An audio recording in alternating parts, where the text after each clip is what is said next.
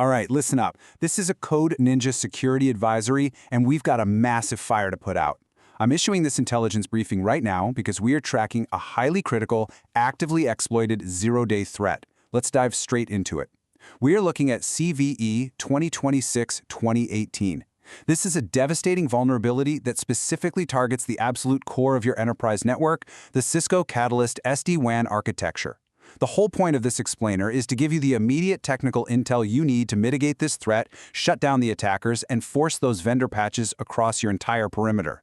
The only metric you really need to care about right now is 10.0. Yeah, you heard me right. That is the absolute maximum possible severity on the CVSS scoring system. Let me be perfectly clear about what this actually means in the real world. This vulnerability allows an unauthenticated, completely remote attacker to just casually bypass authentication and achieve total control plane compromise of affected SD-WAN controllers. Specifically, we're talking about vSmart and vManage. There are no valid credentials needed, no Cisco-issued certificates required, and honestly, they don't even need prior knowledge of your specific deployment to just walk in and hijack your network. It's that bad. So how did we get here? Let's quickly map out the timeline for this threat intel. On March 9th, the security researchers over at Rapid7 actually discovered this flaw. A few weeks later, by March 20th, Cisco officially confirmed the CVE. And then on May 14th, we hit public disclosure. But what is absolutely terrifying here is what's happening out in the wild right now. We are actively tracking exploitation by a threat cluster known as AKE8616. They are using this zero-day as we speak to gain unauthorized admin access. In fact, the threat is so incredibly severe that the U.S. Cybersecurity and Infrastructure Security Agency, you know them as CISA, added this straight to their known exploited vulnerabilities catalog. They are literally mandating emergency remediation. All right, moving on to our security comms check. Let's establish a secure link. Look, before we get into the absolute weeds of this technical teardown, we need to make sure all of you are locked in and receiving this intel securely. For your own operational safety, I need you to subscribe to @cybertech79 and enable notifications right this second. Just consider it a security necessity for real-time threat intelligence. And once you've got that secure link established, go ahead and drop a like on this explainer. Consider that your formal ASK, your official acknowledgement of receipt for this critical intelligence. I also need a quick roll call. Drop down into the comments below and report your operational status. Just let us know, are you patched or are you vulnerable? We really need this census data so we can accurately gauge the global blast radius of the zero-day. Your report helps the entire cybersecurity community understand exactly how massive this exposure really is. Okay, let's get into Section 1, the Protocol Deep Dive, Anatomy of a Bypass. Acknowledged. So let's break down exactly how these threat actors are slipping right past the perimeter guards without a single valid credential. The entire epicenter of this catastrophic logic failure, it lives right inside the vdaemon service. This service communicates over DTLS on UDP port 1234.6. Now, if you know SD-WAN, you know this is the core peering service. It is literally responsible for orchestrating the entire network fabric. We're talking exchanging overlay management protocol messages, routing tables, peer states, the whole shebang. If an attacker compromises this specific service, they effectively compromise the entire enterprise network. Now, this is where it gets crazy. Look at the stark contrast in how this service actually handles different devices. When the vdaemon service gets a challenge ACK message, there's a function called vbond proc challenge ACK that runs device-specific checks. If a connecting peer says, hey, I'm a vSmart or vManage controller, it gets hit with rigorous certificate chain validation, serial lookups, duplicate peer checks, everything. But if a peer just happens to identify itself as a vHub device, which is device type 2, there's literally no verification block at all. None. It brilliantly illustrates this fatal flaw. The code simply falls through every single conditional check and unconditionally grants authentication. It's wide open.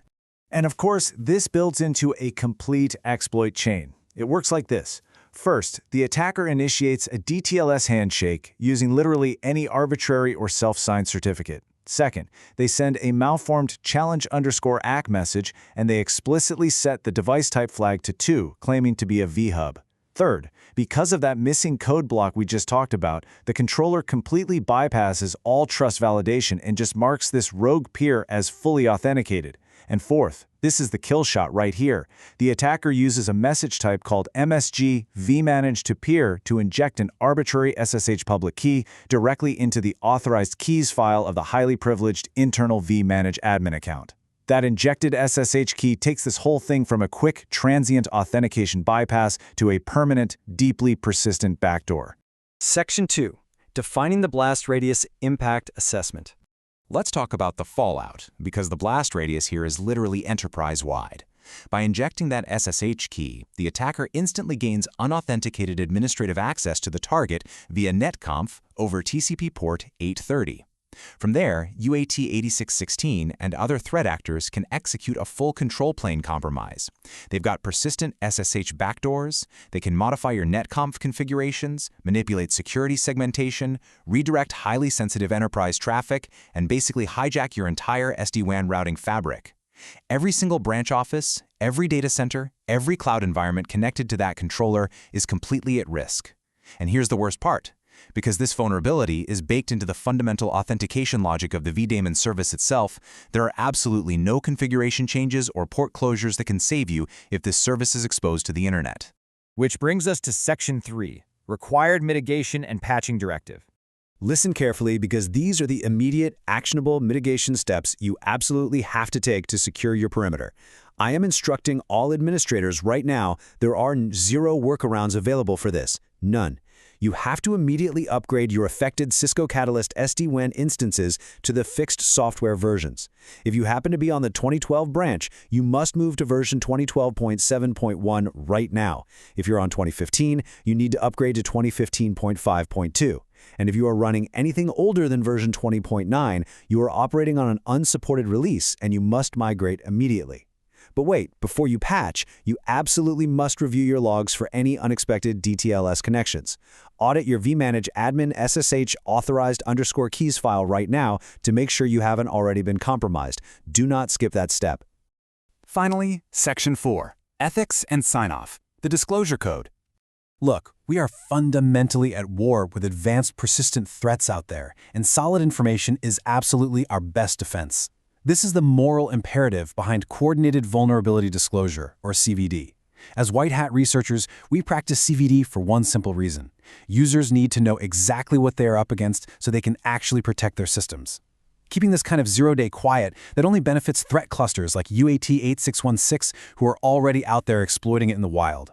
Publicly sharing this technical intel forces vendor accountability, it accelerates patching directives, and ultimately it defends the global network perimeter. So, make sure your controllers are patched, keep a close eye on those peering logs, and absolutely lock down your management plans. I'll leave you with this one question to think about tonight. Is your perimeter truly locked down today, or is a threat cluster already inside? This concludes the Code Ninja Security Advisory. Stay secure out there.